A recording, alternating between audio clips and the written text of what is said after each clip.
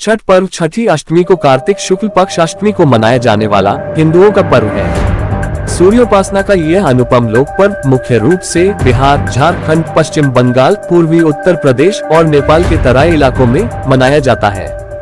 छठी मैया की कहानी धार्मिक कथाओं और पुराणों में उल्लेखित है। ब्रह्मवैवर्त पुराण में एक कथा का जिक्र है। इस कथा में बताया गया है कि प्रथम मनु स्वयंभू के पुत्र राजा प्रियव्रत संतानहीन थे। वह संतान के लिए दुखी रहते थे। उनकी बस एक ही तमन्ना थी, एक संतान की प्राप्ति हो जाए।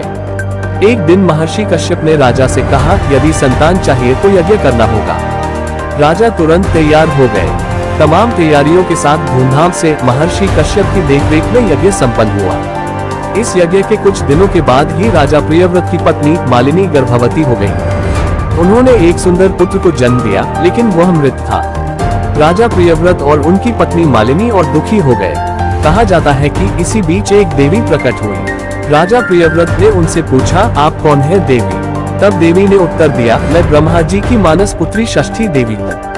मैं सृष्टि में सभी बच्चों की रक्षा करती हूँ। जिन्हें संतान नहीं है उन्हें संतान का वरदान देती हूँ। इतना सुनते ही राजा प्रियव्रत का चेहरा खुशी से चमक उठा। उन्होंने षष्ठी देवी को अपनी व्यथा सुनाई। षष्ठी देवी ने राजा के मृत संतान के सिर पर हाथ फेरा। इसके बाद वह नवजात जिंदा हो गया। इस तरह देश में प्रचलन में आया छठ पूजा। कहा जाता है कि इस घटना के बाद से राजा प्रियव्रत और उनकी पत्नी मालिनी ने सबसे पहले षष्ठी देवी की पूजा की। इसके बाद से यह पूजा चलन में आ गया। यही पूजा आगे चलकर छठ पूजा के नाम से प्रचलित हो गया है। आज भी छठ पूजा के दौरान महिलाएं संतान की कामना करती है। बेटी के लिए पढ़े लिखे दामाद की कामना करती है। जिन महिलाओं को संतान नहीं होता वह छठ मैया से मन्नत मांगती है। मन्नत पूरा होने पर विशेष रूप से छठ पूजा करती है। छठ पूजा में कुछ बातों का विशेष ध्यान रखा जाता है। इस पर्व में छठ व्रती और उसके परिवार को सफाई का विशेष ध्यान रखना पड़ता है। इस पूजा के दौरान छठ व्रती के घर में लहसुन, प्याज व मांस मदिरा पर प्रतिबंध रहता है।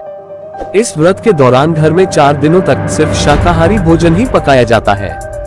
छठ पूजा का प्रसाद बिना स्नान किए किसी सूरत में ग्रहण नहीं किया जाता है। जिस घर में छठ पूजा का आयोजन होता है, खाने में सिर्फ सेंधा नमक का ही प्रयोग किया जाता है।